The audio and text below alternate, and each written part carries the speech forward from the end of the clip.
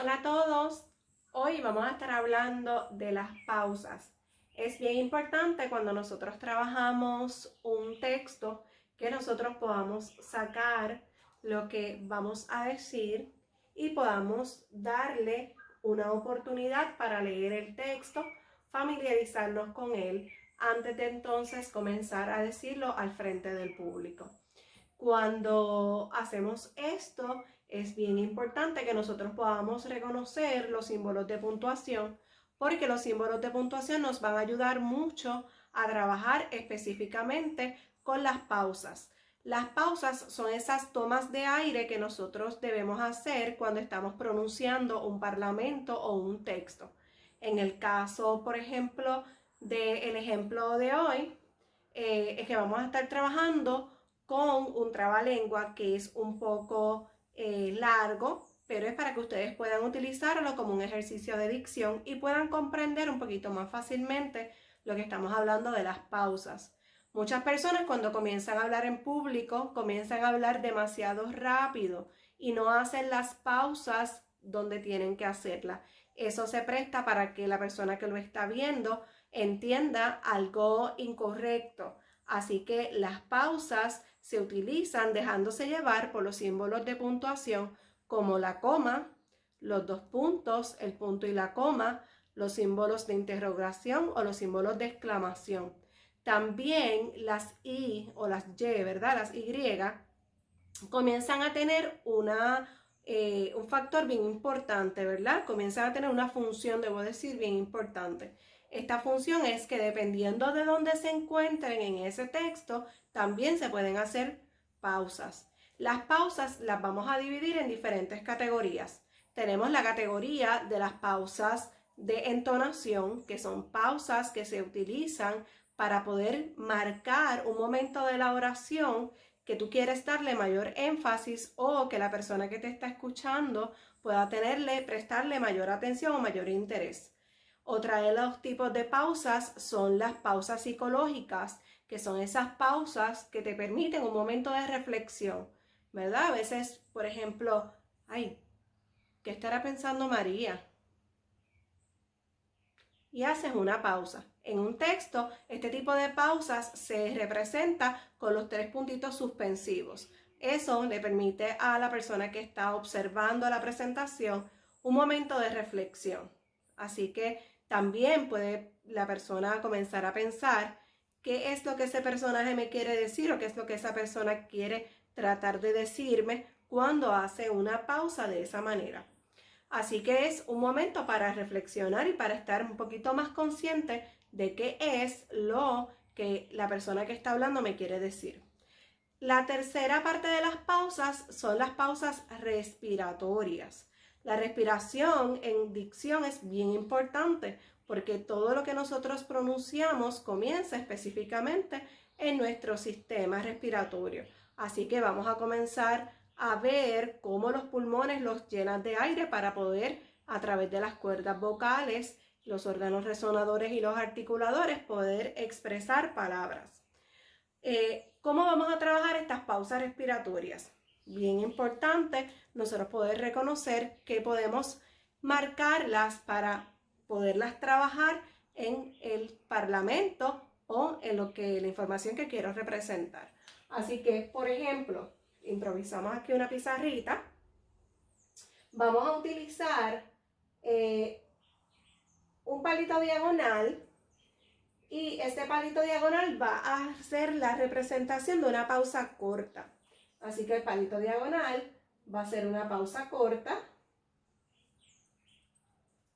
Y estas pausas cortas las voy a utilizar cuando estoy haciendo una lectura, pero solamente voy a tomar un poquito de aire cuando hay un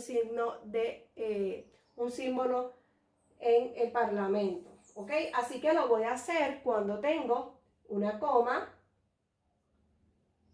o una Y, si ese fuera el caso del parlamento.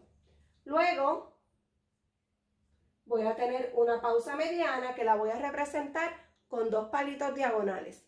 Esa pausa se va a llamar mediana.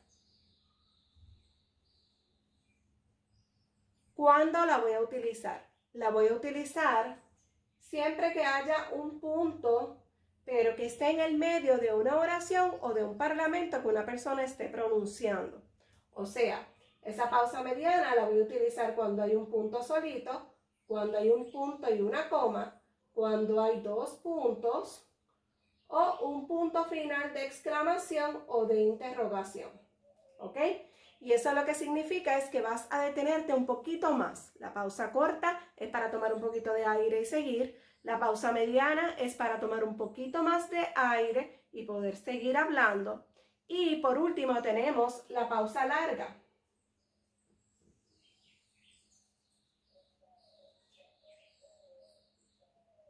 Esa pausa larga lo que va a representar es que hay un punto final. No importa cualquiera de las representaciones del punto en todas sus expresiones, ¿verdad? Pero que sea un punto final. ¿Qué significa eso? Que va a haber una persona que ya va a dejar de decir su parlamento o la información que va a decir y le corresponde el turno a la próxima persona. ¿Ok? Cuando hablamos en teatro utilizamos esta línea, que es básicamente un guión, para identificar que hay varias personas hablando o que hay más de un parlamento. Usualmente dejamos en visto, ¿verdad?, la primera parte o no colocamos guión y siempre y cuando es un narrador el que está hablando. Cuando comienza entonces las personas o los personajes a hablar, se le coloca el nombre al lado izquierdo en este caso del personaje y luego se le coloca el guión con el parlamento. El parlamento es lo que va a decir esa persona o ese actor. En el caso de este trabalengua, que es un trabalengua un poquito largo, tenemos 3 parlamentos, 1, 2 y 3. Y cada uno de esos parlamentos tiene más de una oración. ¿Cómo lo pronunciaríamos? Guerra tenía una barra, tengo un punto. Por lo tanto, si tengo un punto, voy a hacer una pausa como mediana. Así que justo donde está ese símbolo voy a colocar 2 palitos diagonales que me van a representar una pausa mediana para recordar que voy a parar y voy a hacer una pausa, pero voy a continuar hablando.